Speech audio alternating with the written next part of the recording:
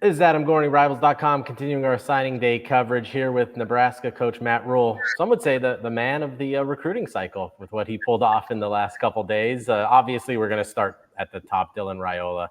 I think we know what kind of player he is, how talented he is. Walk me through the last week or so and his flip from Georgia to Nebraska and how that all went down. Yeah, it was pretty tame, to be honest with you. Dylan reached out and just said, "Hey, coach, I'm thinking about this. I'm thinking about coming to Nebraska. My heart's there, and I feel like it would mean a lot to me and my family to be there." Came and visited, and made the decision. So, I think I know he has a lot of respect for Georgia. I mean, what a great program, Kirby Smart. I just think growing up a Husker fan and probably seeing some of the progress that we made this year, some of the opportunities that he has to help in the future, and knowing what it would mean to Husker Nation for him and his family to come back here. I think that purpose was just too great.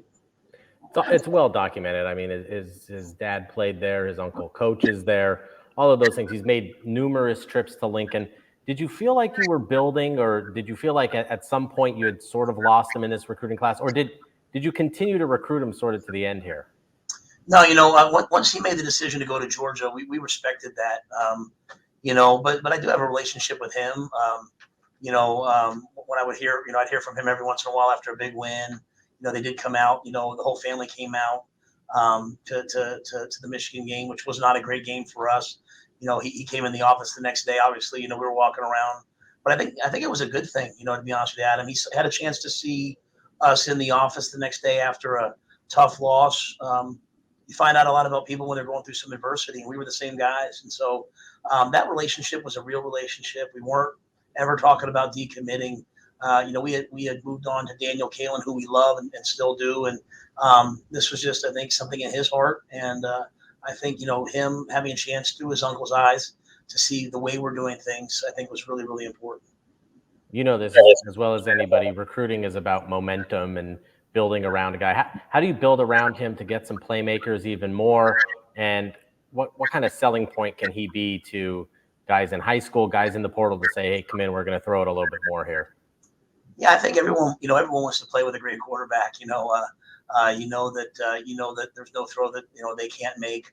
They're always going to give you a chance to win every game, and so I think it extends not just to the receivers but all across the board. And also in his case, to be someone that highly ranked, that highly recruited, to get Carter Nelson, who's the first or second tight end in this year's class, to get those guys to say, hey, you know what, we could go anywhere, but we're going to come to Nebraska. Hopefully signals to people that this is a place that's, we're no longer kind of asleep, like we're awake and we're moving and we're going and we're heading in the right direction.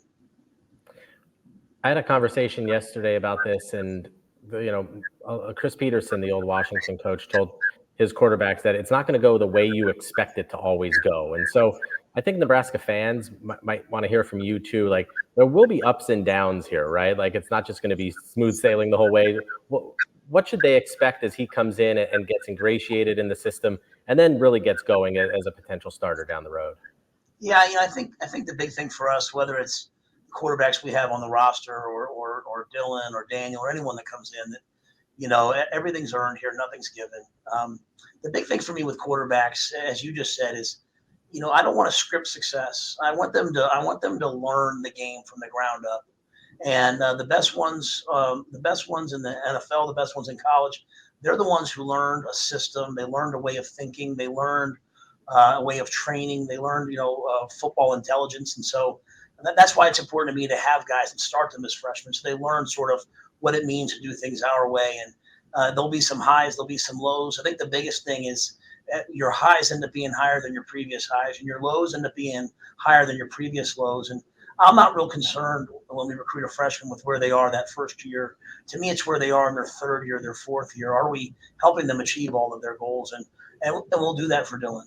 We'll teach him our way and watch him soar. He's a big guy, but not the end-all, be-all of the entire recruiting class. Another guy I want to talk about is Carter Nelson. Just an incredibly interesting tight end, plays 8-man football. You were just out in Ainsworth. What is Ainsworth, Nebraska like? The people there seemed great. And then what can he be for your offense?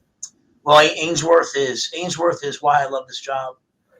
Just, you go to the high school football game, you go to the high school basketball game, kids 6, 7, 8, 9, 10 coming up and talking, hey, coach, I'm going to play for you someday. Just an amazing community full of amazing people. I really do. I love it there. I love the people that I've had a chance to meet because I've been out there 3 times now. And, Carter's a special talent, really one that only comes along ever so often. I had Jalen Hurd at Baylor, and Jalen, obviously a former SEC tailback slash wideout slash tight end in the NFL. Unfortunately, got hurt, but that's what Carter reminds me of. A guy that we can put him on the field, we can hand him the ball, we can throw him the ball, he can block, he can line up at any one of 5 positions, and shoot, he even threw it in the playoff game that I went to. So to get a positionless player like that is so hard. And when you think about what we want to be on offense, we want to look in the college version of kind of what the 49ers look like. And when you get guys like Jusic and Kittle and Debo and Christian, who I know well, and you start getting guys, like that we have, like Carter, it allows you to move in that direction and be that type of an offense, which to me is what allow us to win the Big Ten. The last one I want to hit on is another rural kid is Grant Bricks, just a real butt kicker type offensive lineman. Seems to fit what you want to do up front. And another great kid. What would you say about Bricks and what he can be to your offensive line too? Yeah, when I got here, right away, Donnie Raiola, started talking to me about Grant. He had been at the camp the year before, and just loved his hat speed, his physicality, his toughness. We've gotten to know him. I've watched him wrestle. We've come out to see him play football. He's the drum major in the band. I mean, just an amazing kid from an amazing family, and only an hour and 15 minutes away from Lincoln. And when he made the decision, had multiple huge offers to stay here. That was huge for us. We want to build our offensive line that way. We want to bring in freshmen and again, teach them our way of lifting, teach them our way of eating, of training, teach them our way of seeing the game.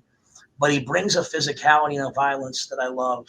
There's lots of big physical alignment. There's not many who play with that sort of hat speed. And so I think the sky's the limit for him. And we're excited. He's going to enroll mid-year, which is great for us. That speeds up his process. And that was a huge get. Great day for Nebraska. Great week, actually, for Matt Rhule. Matt, thanks so much for joining us today. Thank you, Adam. Appreciate you, buddy.